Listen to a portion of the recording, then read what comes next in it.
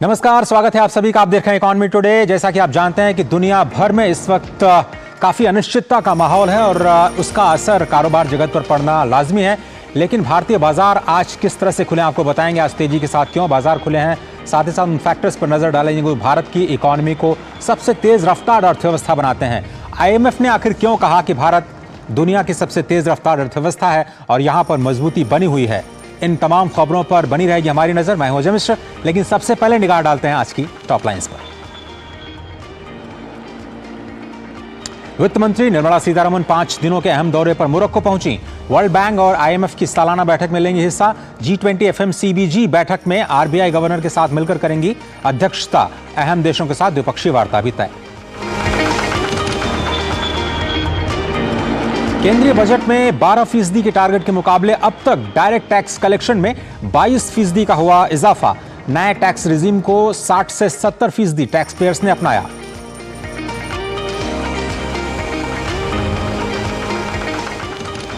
दुनिया की सबसे बड़ी मेमोरी चिप और स्मार्टफोन बनाने वाली कंपनी सैमसंग का मुनाफा तीसरी तिमाही में 75% घटा।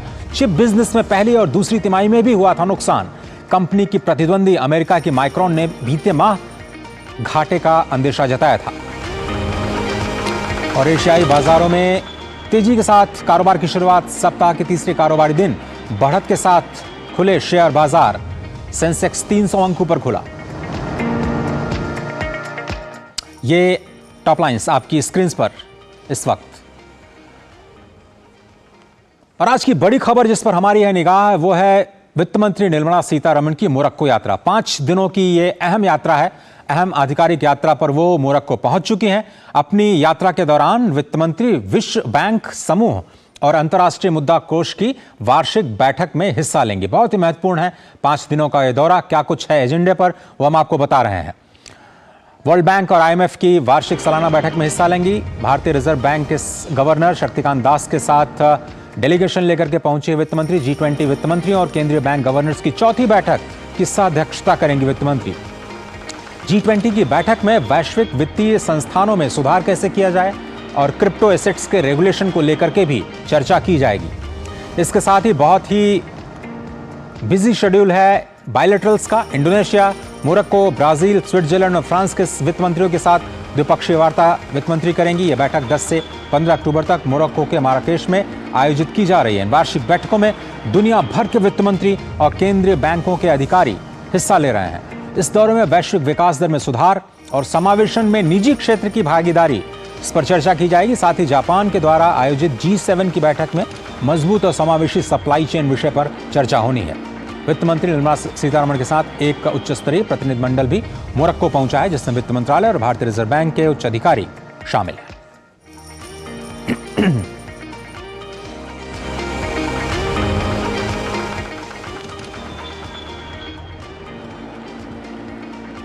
और अब देखते हैं कि बाजारों की शुरुआत कैसे हुई है। गिफ्ट निफ्टी के साथ शुरुआत करते हैं और रुझान जो मिलने शुरू हुए थे एशियाई बाजारों से रिफ्लेक्ट होते हुए गिफ्ट निफ्टी पर 20 अंकों की बढ़त दिखाई दी। इसका असर भारतीय बाजारों पर स्पष्ट दिखाई दिया। सेंसेक्स और निफ्टी दोनों में आज तेजी के साथ कारोबार हमें आता हुआ दिखाई दिया। 20 अंकों पर 19,795 के स्तर पर गिफ्ट निफ्टी की शुरुआत हुई थी। और इस वक्त से थोड़ी देर पहले देखें तो सेंसेक्स में करीब 400 अंकों की बढ़त दिखाई दी। 370 अंक टू बी स्पेसिफिक, 66,449 का स्तर सेंसेक्स की ओपनिंग पर स्पष्ट तौर पर दिखाई दिया।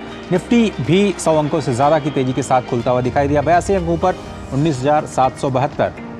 अभी इस वक्त अगर हम बाजार पर निगाह डालें तो तेजी के साथ कारोबार करते हुए नजर आ रहे हैं। कहां पर तेजी दिखाई दे रही है आपको बताएं। बैंकिंग स्टॉक्स में ठीक ठाक तेजी नजर आ रही है। 0.7% निफ्टी IT इस वक्त 0.67% इस वक्त नजर आ रहा है। इस वक्त आप ये देखिए स्क्रीन पर आपके निफ्टी बैंक निफ्टी में भी उछाल देखा जा रहा है।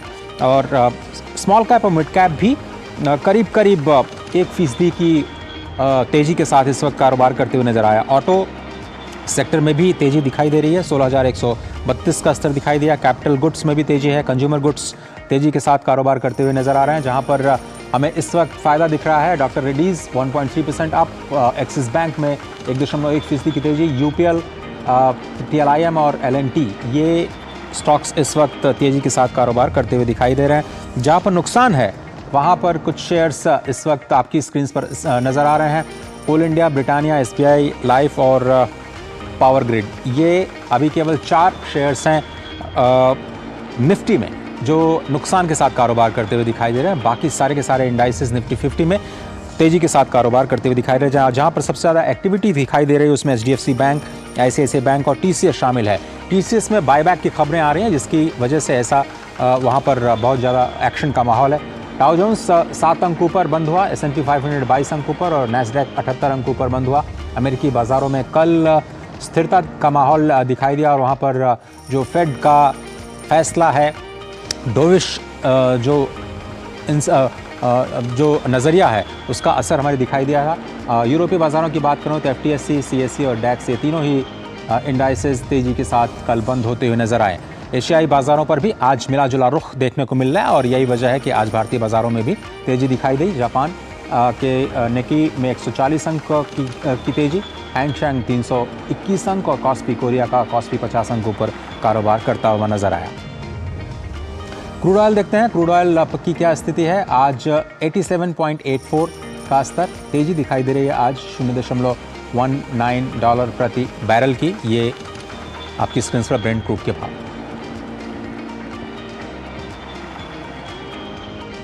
तो एक छोटा सा ब्रेक लेते हैं, ब्रेक के बाद वक्त होगा आज के फोकस का और आज के फोकस में हम बात करेंगे IMF के ग्रोथ प्रोजेक्शन की। अब क्या देख रहे हो पापा? तुम कहते हो ना कि स्टॉक मार्केट में बहुत सोच समझकर इन्वेस्ट करना चाहिए, बस थोड़ा सा ज्ञान ले रहा हूं। किससे? हर एक स्टॉक्स एक्सपर्ट है, मस्त एजुकेशनल वीडियोस बनाता है और अच्छी इन्वेस्टमेंट की टिप्स भी देता है। पापा इन वीडियोस पे ना जाएं, अपना रिसर्च खुद करें या सेबी रजिस्टर्ड इन्वेस्टमेंट एडवाइजर से संपर्क करें। एजुकेशन के नाम पर कुछ इन्फ्लुएंसर्स अक्सर इन्वेस्टर को मिसगाइड करते हैं, नुकसान आपका होगा। सोचकर समझकर इन्वेस्ट कर। जो बनकर मेरा हमसफर आएगा, सिर्फ उसी को फर्क नजर आएगा।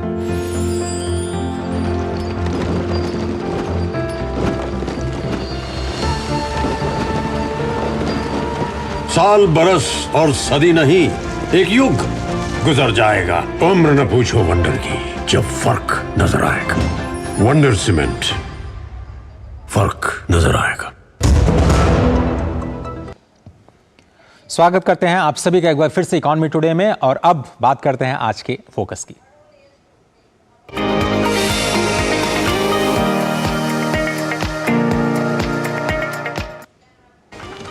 अंतर्राष्ट्रीय मुद्रा कोष यानी IMF ने भारत की 2023-24 की सकल घरेलू उत्पाद यानी GDP की विकास दर का अनुमान 0.2% बढ़ाया है, 6.3% कर दिया है। हालांकि IMF ने वैश्विक वृद्धि का अनुमान है उसको घटा करके 3% कर दिया है।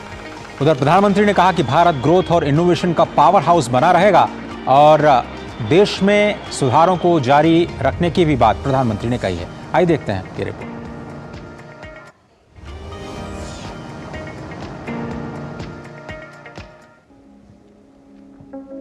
IMF ने अपनी अक्टूबर माह में जारी ताजा आकलन में भारत को एक बार फिर से दुनिया की सबसे तेज रफ्तार अर्थव्यवस्था करार दिया है। घरेलू मांग और खपत को देखते हुए अंतर्राष्ट्रीय मुद्रा कोष ने चालू वित्त वर्ष के लिए भारत के विकास दर अनुमान को 0.2% बढ़ाकर 6.3% कर दिया। इससे पहले जुलाई में यह आर्थिक वृद्धि दर 6.1% रहने का अनुमान जताया गया था। भारतीय अर्थव्यवस्था को लेकर वैश्विक संस्थानों के साथ दुनिया के तमाम देशों में भी भरोसा बढ़ रहा है। यही वजह है कि अब दुनिया के तमाम अर्थशास्त्री और आर्थिक मामलों के जानकार इस बात को लेकर चर्चा करने लगे हैं कि भविष्य में भारत दुनिया की बड़ी अर्थव्यवस्थाओं में शामिल हो सकता है। विश्व आर्थिक परिदृश्य रिपोर्ट आने के बाद प्रधानमंत्री नरेंद्र मोदी ने ट्वीट करते हुए कहा, हमारे लोगों की ताकत और कौशल से भारत दुनिया का एक उज्जवल स्थान, नवाचार और विकास का केंद्र बना हुआ है। हम समृद्ध भारत की यात्रा को मजबूती से जारी रखेंगे, अपने सुधार के पथों को और भी आगे बढ़ाएंगे।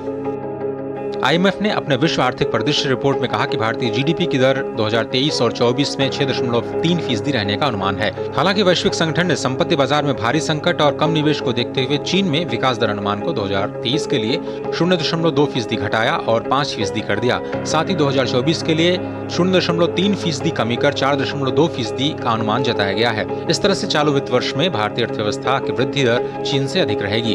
अमेरिका और यूरोजोन में विकास दर को लेकर चिंताएं अब भी बनी हुई है। आईएमएफ ने कहा कि रूस यूक्रेन युद्ध, ऊंचे ब्याज दरों और बढ़ते भू राजनीतिक तनाव की वजह से वैश्विक अर्थव्यवस्था अपनी रफ्तार खो रही है। इसलिए 2023 के लिए वैश्विक वृद्धि अनुमान दर को घटा करके 3% कर दिया गया है। 2024 में वैश्विक अर्थव्यवस्था की रफ्तार और धीमी होकर के 2.9% रह जाएगी। आईएमएफ के मुख्य अर्थशास्त्री पियरे ओलिवियर गौरिचंस ने कहा कि कोरोना और यूक्रेन पर रूस के हमले सहित कई संकटों से 3 वर्षों में दुनिया भर में आर्थिक उत्पादन में कोविड पूर्व रुझानों की तुलना में $3,700 अरब की कमी आई है। Bureau report, TD news.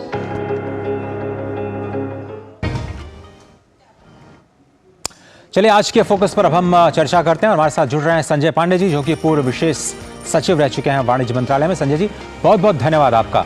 IMF की ताजा रिपोर्ट इस वक्त हमारे सामने है। पूरी दुनिया में विकास दर का जो अनुमान है उसमें गिरावट का अंदेशा जताया जा रहा है, लेकिन भारत की वृद्धि दर और तेज होने का अनुमान है। इसके पीछे का फंडामेंटल्स पर थोड़ा सा चर्चा करें, उसके बाद फिर हम डिटेल्स में आते हैं। जी देखिए, आपको तो पता ही है कि पिछले एक दशक में भारत 10वीं से 5वीं सबसे बड़ी अर्थव्यवस्था बना है और तेजी से वो चौथी और तीसरी पायदान को भी अगले 4-5 सालों में जाने की उम्मीद है। तो इस समय जो स्थिति बन रही है उसमें ये देखा गया है कि भारत ने सबसे मजबूती से कोविड से निपटने की शैली अपनाई है और उसके बाद जो आर्थिक विकास की गति पकड़ी है कोविड में, उसके बाद वो सबसे अमेरिका, चीन, जापान, जर्मनी, हमारे जो 4 ऊपर हैं उन सबसे बेहतर है। और इसलिए ये आईएमएफ की जो अभी भविष्यवाणी आई है उसमें भी ये दिखाई देता है कि केवल भारत अकेला ऐसा देश है इन 5 में जिसका की ग्रोथ 6.3 रहेगा और बाकी सब में कमी का अनुमान है। तो ये बहुत ही हर्ष का विषय है। और इसके पीछे जो कारण है वो ये है कि आधारभूत संरचना का उद्योग, पर्यटन, निर्यात, आर्थिक सेवाएं, इन सभी क्षेत्रों में मतलब जो आर्थिक वृद्धि हो रही है वो सभी क्षेत्रों में उसका योगदान है। ऐसा किसी एक क्षेत्र पर आधारित वृद्धि नहीं है। संजय जी, आप कह रहे हैं कि बिल्कुल ग्रोथ जो है वो डाइवर्सिफाइड है और ब्रॉड बेस्ड नजर आ रही है। तीनों ही सेक्टर इस वक्त मजबूती के साथ नजर आ रहे हैं और इसलिए हमें ये मजबूती दिख रही है। आपने इंफ्रास्ट्रक्चर की बात की सर। इंफ्रास्ट्रक्चर में जो हम लगातार इन्वेस्टमेंट कर रहे हैं, एक चिंता भारत में ये नजर आ रही है कि सरकारी जो निवेश है वो तो इंफ्रास्ट्रक्चर में बढ़ रहा है, लेकिन क्या हम निजी निवेश को आकर्षित कर पाएंगे? और साथ ही साथ जो वैश्विक फंड है, चाहे वो पेंशन फंड हो या फिर जो दूसरे सॉवरेन फंड्स हैं, उनकी भी जरूरत शायद भारत में निवेश के इंफ्रास्ट्रक्चर सेक्टर में। तो क्या, चूंकि आप वित्त मंत्रालय और वाणिज्य मंत्रालय में कार्य कर चुके हैं, कितनी उम्मीद लगाएं हम इस तरह के फंड्स की भारत में निवेश के लिए? नहीं, देखिए ये भारत एक इसके लिए आकर्षक है और ये आकर्षण दिनों दिन बढ़ता ही जा रहा है। तो इसलिए अभी आगे आने वाले समय में पेंशन फंड से और सॉवरेन वेल्थ फंड से काफी पैसा इसमें आने की उम्मीद है, क्योंकि जो हमारी जो आर्थिक नीति है उसमें हमने विकसित देशों की तरह तुरंत फौरी तौर पर पैसा बांटकर डिमांड को बूस्ट करने का काम नहीं किया है। हमने इंफ्रास्ट्रक्चर को मजबूत बनाने पर जोर दिया है जिससे दूरगामी परिणाम होंगे। और जो हमारी एक्सपोर्ट इस समय परफॉर्मेंस है, रिकॉर्ड इंक्रीज हुई है पिछले साल में, तो वो बनी रहे। और ग्रोथ का ये नहीं कि अगर हम सरकार का नोट छाप कर सबकी सैलरी पेंशन डबल कर दे तो 1-2 साल के लिए उछाल आ सकता है आर्थिक वृद्धि में, लेकिन फिर वो पलट के उसी में वापस आ जाएंगे, गिर जाए। तो यही विकसित देशों के साथ आ रहा है कि जो उन्होंने स्टिमुलस पैकेज जो दिया पोस्ट कोविड, उसके बाद जो इन्फ्लेशन बढ़ा तो 1 साल तो बहुत अच्छा दिखाई दिया। और अभी देखिए, अभी अमेरिका का जो अनुमान बता रहे हैं आईएमएफ ही कि वो अगले साल जो है 2.1% से 1.5% हो जाएगा, चाइना का 5% से 4.2% हो जाएगा। तो हमारी जो आर्थिक नीति है वो बहुत ही इस बारे में मैं कहूँगा समझदारी भरी रही है कि हम ऐसा कोई काम न करें जिसका तुरंत तो फौरी तौर पर कुछ फायदा हो, लेकिन आगे चल के हमें उसका नुकसान। सर, आपने स्टिमुलस का नाम लिया और इसलिए अब मैं चीन का मुद्दा उठाना चाहता हूँ। चीन की जो अर्थव्यवस्था है, बहुत सारे रिपोर्ट्स बोल रही हैं कि वहाँ पर मंदी का माहौल है और इसलिए सरकार अब स्टिमुलस देने की तैयारी में है। अगले दौर की स्टिमुलस शायद चाइना में देखी जा सकती है, जिसका असर अभी थोड़ा सकारात्मक दिखाई दे रहा है वहाँ के शेयर मार्केट वगैरह पे। लेकिन अगर इस तरह से स्टिमुलस दिया जाता है चाइना की इकॉनमी में, वो कब तक सस्टेन कर पाएंगे? और उनके अनुमान में जो कमी की गई है विकास दर में, वो क्या कहता है वैश्विक अर्थव्यवस्था के लिए? देखिए, वो जो फिस्कल स्टिमुलस में और हमारे उसमें एक बड़ा अंतर ये है कि मैं इस बात को बताना पहले रेखांकित करना शायद भूल गया कि हमने पिछले 10 वर्षों में अपनी बैंकिंग व्यवस्था को बहुत सुदृढ़ किया है। आज हमारे बैंक जो हैं, आप जो देख रहे हैं शेयर मार्केट में जो रिफ्लेक्ट करता है उसकी स्ट्रेंथ को, तो जो हमारा बैंकिंग सिस्टम है वो बहुत स्ट्रांग है। जबकि इस समय चीन के बैंकिंग सिस्टम को, फाइनेंशियल सिस्टम को लेके तरह तरह की आशंकाएं हैं। तो फिस्कल स्टिमुलस ऐसी स्थिति में जबकि बैंकिंग उसमें मजबूती ना हो तो ये बहुत ज़्यादा दूर तक नहीं जा सकता। इस वक्त हम देखें बाजारों की स्थिति, अगर हम देखें तो 500 अंक के करीब जो BSE सेंसेक्स है वो कारोबार करता हुआ नजर आ रहा है। सेंसेक्स निफ्टी की बात करें तो 122 अंक ऊपर कारोबार कर रहा है। बैंक, IT और जो मिड कैप के साथ साथ ऑटो और कैपिटल गुड्स हैं वो भी तेजी के साथ कारोबार करते हुए नजर आ रहे हैं। तो जो गिरावट हमने देखी थी इजराइल और फिलिस्तीन जंग के दौरान, अब वो रिकवर करता हुआ भारतीय बाजार दिखाई दे रहा है। स्पष्ट तौर पर ये जो IMF का ग्रोथ का अनुमान है उसका पॉजिटिव इम्पैक्ट आज भारतीय बाजारों पर दिखाई दे रहा है। संजय जी, किस तरह से आप देखते हैं इस वैश्विक परिदृश्य में अभी जो अनुमान लगाया जा रहा है वर्ल्ड ट्रेड को लेकर के, उसमें थोड़ी सी गिरावट है और ये भारत के लिए भी शायद बहुत सकारात्मक नहीं है, क्योंकि अगर हम एक्सपोर्ट्स देखें तो वहाँ पर एक शायद चिंता का विषय बना हुआ है। कैसे हैंडल कर सकते हैं उसको हम? नहीं, देखिए, असल में दिक्कत ये कि जो ये रूस यूक्रेन संघर्ष के बाद जो स्थिति उत्पन्न हुई है, जिसमें फूड और एनर्जी के प्राइसेस के बढ़ने की वजह से, सप्लाई डिसरप्शन की वजह से इन्फ्लेशन बढ़ा है। तो ऐसे में भारत के लिए समस्या ये नहीं है कि हम एक्सपोर्ट नहीं कर सकते। असल में हमारा अपना बाजार इतना बड़ा है और हमें घरेलू उसकी चिंता है कि वहां पर प्राइस ना बढ़े, इन्फ्लेशन ना बढ़े, इसलिए हमें अपने एक्सपोर्ट को एक तरह से कंट्रोल करना पड़ रहा है, खासतौर से एग्रीकल्चरल एक्सपोर्ट को जी। वरना विश्व में तो डिमांड इतनी है कि हमारा एक्सपोर्ट अभी इससे भी और 10% 20% आसानी से बढ़ सकता है। लेकिन हमें अपनी खुद की घर की उनको ज़रूरतों को ध्यान में रखते हुए हमने अपने एक्सपोर्ट को एक तरह से रोका हुआ है। संजय जी, आप प्रधानमंत्री ने रिएक्ट करते हुए जो ये IMF के डेटा आए हैं उनमें स्पष्ट तौर पर उन्होंने कहा कि हम रिफॉर्म्स को आगे जारी रखेंगे। किन रिफॉर्म्स पर उनका इशारा किस तरफ है? कौन से सेक्टर्स हैं जहां पर हम और रिफॉर्म्स आगे आते हुए देख सकते हैं? अंतिम सवाल। देखिए, एक तो आप देखें कि जो इंफ्रास्ट्रक्चर से रिलेटेड है रियल एस्टेट सेक्टर है जी। रियल एस्टेट सेक्टर में अभी कुछ तेजी देखने को आई, लेकिन ये और भी ज्यादा हो सकती है। हाउसिंग का अभी बहुत बड़ा प्रोग्राम अनाउंस करने जा रहे हैं, हाउसिंग सब्सिडी का, इंटरेस्ट सब्सिडीज वगैरह का। तो हाउसिंग और रियल एस्टेट ऐसे सेक्टर है जिसमें कुछ जो नया निवेश है वो तो आ रहा है, लेकिन बहुत सारे ऐसे पुराने प्रोजेक्ट हैं जो अभी फंसे हुए हैं। तो अगर इसका रियल एस्टेट से रिलेटेड रिफॉर्म्स जो हैं, जो कि डिजिटाइजेशन भी बढ़ रहा है और उसके बारे में लैंड रिकॉर्ड डिजिटाइजेशन वगैरह का काम हो रहा है, तो stamp duty, real estate, RERA, ये ऐसी चीजें जो मैं समझता हूं कि बहुत बड़ा बूस्ट दे सकते हैं, क्योंकि कंस्ट्रक्शन एक ऐसी वो है और एग्रीकल्चर से रिलेटेड हुए एग्रो प्रोसेसिंग इंडस्ट्रीज हैं, कोऑपरेटिव्स हैं। तो इन सभी क्षेत्रों में और फाइनेंशियल सर्विसेज में जैसा मैंने कहा कि हमारे बैंकिंग स्थिति मजबूत है और उसमें हम बड़े ग्लोबल स्केल के बैंक्स को बनाने की तरफ काम करते हैं। संजय पांडे जी, बहुत धन्यवाद वक्त निकालने के लिए। तो वाकई इन मुश्किल परिस्थितियों में भी जो भारत की रफ्तार है वो लगातार ऊंची बनी हुई है और वर्ल्ड में सबसे तेज़ बनी हुई है और उस पर लगातार हमारी निगाह बनी रहेगी। उन रिफॉर्म्स पर जिनका आपने जिक्र किया उन पर भी हम लगातार अपने दर्शकों को अपडेट करते हैं। बहुत धन्यवाद वक्त निकालने के लिए। तो फिलहाल इकॉनमी टुडे में एक छोटा सा ब्रेक लेते हैं। ब्रेक के उस पार कुछ और खबरें कारोबार जगत की देखते रहिए इकॉनमी। तुम्हें पता है इन्वेस्टर्स के लिए एक इन्वेस्टर प्रोटेक्शन फंड होता है IPF। लेकिन अगर तुम्हारा ट्रेड एक्सचेंज पर एग्जीक्यूट नहीं हुआ या फिर कोई गारंटीड रिटर्न्स वाली स्कीम है तो ये IPF आपकी मदद नहीं कर सकता है। और अगर आपका ब्रोकर ही डिफॉल्टर बन जाए तो फिर IPF आपको कॉम्पेंसेशन दिला सकता है। कहाँ से सीखा? NSE की साइट पर। सोचकर समझकर इन्वेस्ट कर। जो बनकर मेरा हमसफर आएगा सिर्फ उसी को फर्क नजर आएगा।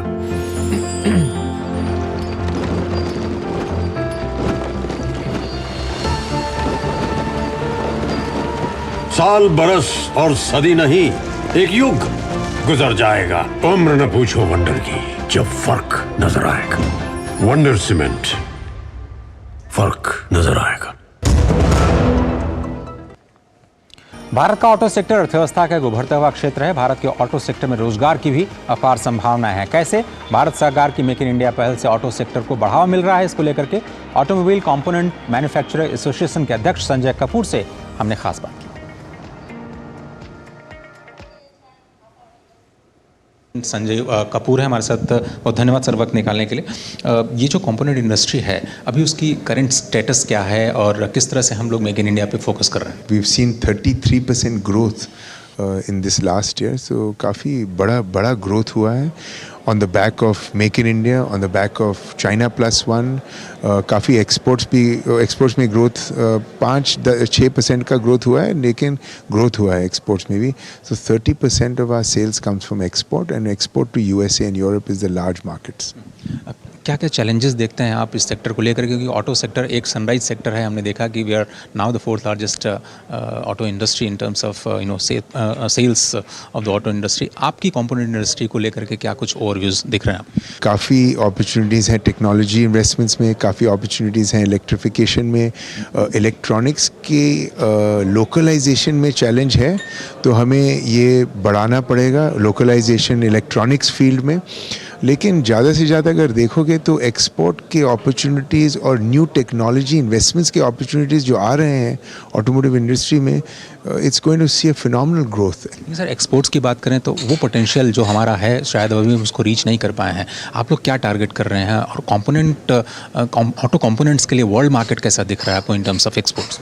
तो अभी हमारे एक्सपोर्ट्स 20 बिलियन पे हैं and we hope to increase them to 30 billion in the next few years. Domestic market किस तरह से दिख रहा है और जो स्किलिंग है जो एक मेजर चैलेंज किसी भी इंडस्ट्री के लिए है, उसको आप लोग कैसे टैकल कर रहे हैं आगे जाते हुए? ऑटो सेक्टर के लिए जो एम्प्लॉयमेंट जनरेशन की सिचुएशन है उसको आप कैसे देखते हैं? काफ़ी ग्रोथ हो रहा है डोमेस्टिक इंडस्ट्री में, पैसेंजर व्हीकल में, कमर्शियल व्हीकल में, इलेक्ट्रिफिकेशन में काफ़ी ग्रोथ हो रहा है। अभी इलेक्ट्रिफिकेशन 2% से 3% से पहुंचा है। स्किलिंग की बात करते हैं तो lots of companies are investing in skilling.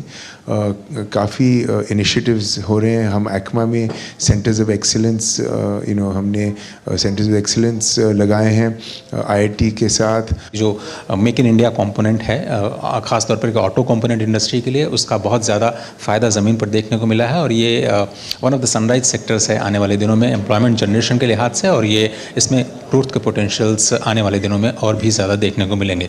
Cameraman Shailendra के साथ अजय मिश्र, DD न्यूज़, दिल्ली।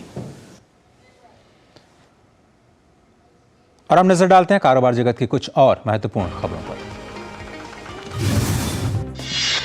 भारत और सऊदी अरब ने नवीन और नवीकरणीय ऊर्जा क्षेत्र में निवेश को बढ़ावा देने पर सहमति जताई है। अपनी यात्रा के दूसरे दिन केंद्रीय बिजली और NRE मंत्री RK सिंह ने सऊदी अरब के निवेश मंत्री खादिल अल फलीह के साथ द्विपक्षीय चर्चा की। साथ ही भारत और सऊदी अरब ने रियाद में हरित एवं स्वच्छ हाइड्रोजन और आपूर्ति श्रृंखला के क्षेत्र में एक समझौते ज्ञापन पर हस्ताक्षर भी किए। चालू वित्त वर्ष में 9 अक्टूबर तक नेट डायरेक्ट टैक्स कलेक्शन करीब 22% बढ़कर 9.57 लाख करोड़ रुपए पर पहुंच गया है। मुख्य रूप से कंपनियों और व्यक्तिगत करदाताओं की ओर से बेहतर योगदान से नेट डायरेक्ट टैक्स कलेक्शन बढ़ा। इसके साथ ही नेट कलेक्शन 18.23 लाख करोड़ रुपए की पूरे साल के बजट अनुमान का 52.5% हो गया है। मंत्रालय ने अपने बयान में कहा कि 9 अक्टूबर 2023 तक डायरेक्ट टैक्स कलेक्शन के शुरुआती आंकड़ों में लगातार तेज वृद्धि देखने को मिली है। भारतीय प्रतिस्पर्धा आयोग 8वें ब्रिक्स अंतर्राष्ट्रीय प्रतिस्पर्धा सम्मेलन 2023 की मेजबानी करेगा। इस सम्मेलन का विषय प्रतिस्पर्धा कानून और नीति में नए मुद्दे, आयाम, परिप्रेक्ष्य और चुनौतियां होगा। नई दिल्ली में 11 से 13 अक्टूबर तक आयोजित होने वाले इस सम्मेलन में ब्रिक्स और गैर ब्रिक्स देशों के प्रतिस्पर्धा प्राधिकरण, प्रतिस्पर्धा कानून विशेषज्ञ, गैर सरकारी सलाहकार और घरेलू आमंत्रितों के 600 से ज्यादा प्रतिनिधि भाग लेंगे। आरबीआई ने बैंक ऑफ बड़ौदा को तत्काल प्रभाव से अपने बॉब वर्ल्ड मोबाइल ऐप पर ग्राहकों की ऑनबोर्डिंग को निलंबित करने का आदेश दिया है। केंद्रीय बैंक ने पीएसयू के सुनिश्चित करने का आदेश दिया कि जो पहले से ही बॉब वर्ल्ड के ग्राहक हैं, उन्हें इस कार्रवाई की वजह से किसी भी व्यवधान का सामना न करना पड़े। टेलीकॉम मंत्री अश्विनी वैष्णव ने कहा कि उत्पादन से जुड़ी प्रोत्साहन योजना पीएलआई के तहत दूरसंचार कंपनियों का निवेश 2419 करोड़ रुपए के आधे स्तर को पार कर गया है। इसके फलस्वरूप 17,753 लोगों को रोजगार मिला। प्रशासनिक सुधार और लोक शिकायत विभाग ने केंद्रों और केंद्र शासित प्रदेशों के लिए सितंबर 2023 केंद्रीकृत लोक शिकायत निवारण और निगरानी प्रणाली की 14वीं मासिक रिपोर्ट जारी की है। इस रिपोर्ट में उत्तर प्रदेश और गुजरात में सितंबर 2023 में सबसे ज्यादा शिकायतों का निपटारा किया। वहीं बड़े राज्यों में उत्तर प्रदेश सरकार शीर्ष स्थान पर, उसके बाद झारखंड और गुजरात सरकार है। केंद्रीय प्रत्यक्ष कर बोर्ड के चेयरपर्सन नितिन गुप्ता ने बताया कि ऑनलाइन गेमिंग और क्रिप्टो करेंसी के व्यापार के लिए नई टीडीएस व्यवस्था लागू होने के बाद सरकार ने चालू वित्त वर्ष में अब तक 700 करोड़ रुपए से अधिक का कर संग्रह किया। ऑनलाइन गेमिंग से 600 करोड़ रुपए, वहीं क्रिप्टो करेंसी से लगभग 105 करोड़ रुपए का अधिक टैक्स कलेक्ट किया गया। टायर निर्माता ब्रिजस्टोन इंडिया ने देश भर में अपने डीलरशिप पर 4 पहिया वाहनों के लिए ईवी चार्जर स्थापित करने के लिए टाटा पावर के साथ हाथ मिलाया है। ब्रिजस्टोन इंडिया ने कहा कि समझौते के तहत टाटा पावर 25 से 30 किलोवाट क्षमता के डीसी फास्ट चार्जर स्थापित करेगा, जो 1 घंटे के भीतर 4 पहिया इलेक्ट्रिक वाहन को चार्ज करने में सक्षम है। एक दिन में 20 से 24 वाहनों को चार्ज किया जा सकेगा। प्रवर्तन निदेशालय ने विवो इंडिया के 4 वरिष्ठ अधिकारियों को गिरफ्तार किया है। गिरफ्तार किए गए लोगों में एक चीनी नागरिक भी शामिल है। जांच एजेंसी द्वारा इस साल की शुरुआत में जुलाई में कंपनी के परिसरों को तलाशी लेने के बाद ये गिरफ्तारियां हुई। दिल्ली पुलिस की एफआईआर के आधार पर 23 फरवरी 2022 को जांच शुरू की गई थी। एफआईआर में कंपनी पर धोखाधड़ी और आपराधिक साजिश का आरोप है। भारत में कच्चे इस्पात का उत्पादन चालू वित्त वर्ष के पहले 6 महीनों में करीब 15% बढ़ा, ये 70 मिलियन टन पर पहुंच गया है। रिपोर्ट के मुताबिक 1 साल पहले इसी अवधि में स्टील का उत्पादन 61 मिलियन टन था। उत्पादन में वृद्धि मुख्य रूप से भारतीय इस्पात कंपनियों द्वारा क्षमताओं में वृद्धि के साथ साथ क्षमता के उपयोग दरों में सुधार की वजह से हुआ है। सीमेंस भारत में सार्वजनिक ट्रांजिट अथवा शहरी परिवहन समाधान के लिए केंद्र स्थापित करने की योजना बना रही है। 26,000 करोड़ रुपए के करार में सीमेंस माल ढुलाई के लिए इलेक्ट्रिक इंजनों की आपूर्ति और रखरखाव करेगी। ये सीमेंस मोबिलिटी के लिए भारत में अब तक का सबसे बड़ा ऑर्डर है।